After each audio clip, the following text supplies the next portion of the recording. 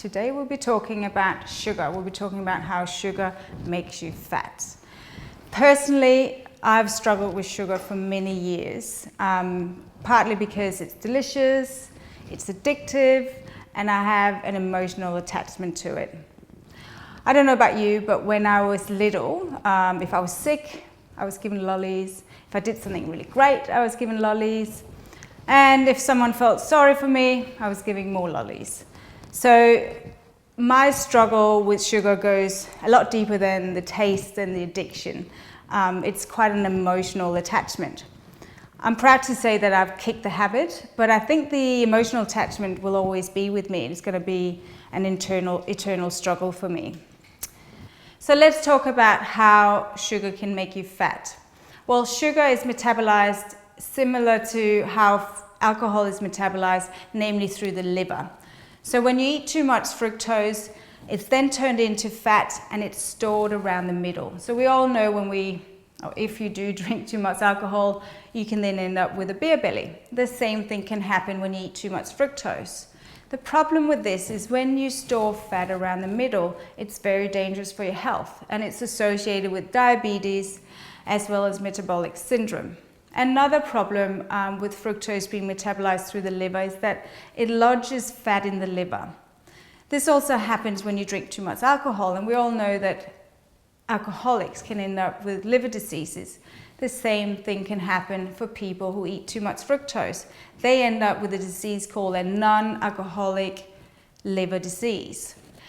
Another way that fructose makes you fat is to do with a hormone called leptin. So leptin is released after a meal, and it tells your body that you've had enough food, you're full. When you eat fructose, that mechanism is completely suppressed. That is why you can overeat on sugar. That is why you're able to eat a whole packet of Tim Tams or Oreos or wine gums, whatever it is that you're into. In addition to this, if you continuously eat lots of sugar, you can end up with insulin resistance. Insulin resistance can then create leptin resistance. Now, if you have leptin resistance, it basically means that the receptors that read this hormone have been bombarded with leptin for so long that the receptors have become tired. They don't listen anymore. So even though leptin is being released, the receptors are not reading it and telling the body that you're full, meaning you will be continuously hungry, you overeat, and you keep gaining weight. So what can you do about it? Well, first of all, I want to say you don't have to stop eating fruit. Yes, fruit does contain fructose, but it also contains lots of water, lots of fiber, and beautiful nutrients that your body needs. So keep eating fruit. I personally eat about 2 pieces a day. You can eat 2 to 3 pieces a day, and try and make it berries as often as you can. What you need to start doing is to start reading labels. You'll be surprised at where the sugar is hidden. It's in your yogurts, it's in your soups, it's in pasta sauces, it's in your crackers, it's in a bag of crisps, it's in some meats, it's in condiments. I could go on. And don't think just because it says health food or it's organic that it doesn't contain sugar. So you need to start reading labels. Now, what is the amount that you can have? And I'm not considering fruit. Fruit, you just have 2 to 3 pieces a day. We don't even want to talk about what's in there. Let's talk about in addition to that. So according to the Health Organization, they are now in the process of changing their recommendation of daily sugar. So they are going from 10% of your daily calorie intake to 5% of your calorie intake. So basically they're halving their recommendations. And in real terms, that means anywhere between 6 to 9 teaspoons. So what is that? Well, let's put something tangible on it. Let's just talk about Coca-Cola. We all love talking about it because they are the big villains in this whole thing. So if we take a can of Coke, which is about 375 mils, that contains 40 grams of sugar.